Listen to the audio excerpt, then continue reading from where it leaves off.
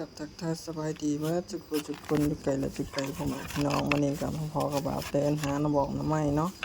สิเป็นภรรยาเป็นน้องหาน้ำไม้เป็นคนถ่ายคลิปส่งมาให้แล้วก็คอยก็สิเป็นคนถ่ายเสียงน้ำไม้ก็ออกหลายพี่น้องกำลังมวนหนอนงามเป็นน้ำไม้ไผ่เด้อพี่น้องเอาไปต้มจำแจ่วกะปิกระแซบนี่นางเพิ่นกระซับมาอีกก้อนนี่ก็กำลังพ่นพี่น้องเอ้ยนี่แหละชีวิตบ้านเฮาหาอยู่หากินคันบ่มีอันนั้นก็เข้าปอกเข้าป่าก็พอได้อยู่พอได้กินพี่น้องเอ้ยบ้านเฮาก็สิประมาณนี้แหละรับมาก็ได้แล้วก้อนนี่ก็ผ่านมาทางนี้ก็มีอีกหน่อไม้นี่กำลังพ่นยอดงาม3หน่อพี่น้องเอ้ยนี่ยอดงามกำลังขึ้นไม้ไผ่ เพิ่นก็บอกว่ามวนหลายหาหน่อไม้มื้อนี้ข้อยก็เป็นคนไถนาเนาะเพิ่นก็เป็นคนมาหาหน่อไม้ก็เมื่อต้มเมื่อแกงนี่แหละชีวิตบ้านนอกมีความสุขอีกแบบพี่น้องนี่มากอนี่แห้งคักนี่กำลังพ่นนี่กอน้อยๆยังแต่หน่อไม้ออก3-4ยอดพี่น้องเอ้ยนี่กำลังพ่นเลยนี่ยอดขาวๆงามเลยนี่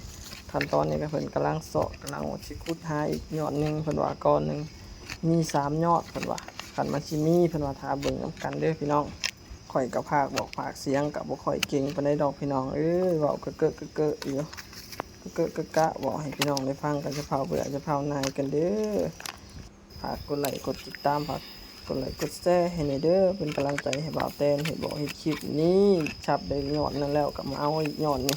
ยอดนี่แห้งใหญ่พี่น้องขาวจั๊วะอยู่ในดินทรายต้มหวานๆเลยแล้วยอดขาวๆนี่พี่น้องเอ้ยน้ำไม้ไผ่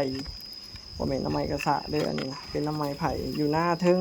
ข้อยก็เป็นคนไถนาเมียเพิ่นก็ไปหาเพิ่นก็เลยเป็นคนถ่ายคลิปไว้ให้เอาไว้ลงเพิ่นว่าหน่อไม้นี่ก็เฮ็ดหลายเมนูเลยพี่น้องทั้งแกงทั้งต้มทั้งสุกผัดได้หมดหน่อไม้นี่พี่น้องเอ้ยแซ่บอาหารบ้านเฮานี่แหละนี่ขั้นตอนนี้ก็เพิ่นซับได้แล้วพี่น้องยอดใหญ่ๆเลยสำแขนข้อยพุ่นแหละเพิ่นก็ดีใจโอ้ยงามเพิ่นว่าอยากกลับไปหาอีกเด้เพิ่นว่าแต่สุดท้ายก็กลับมาเฮ็ดงานอยู่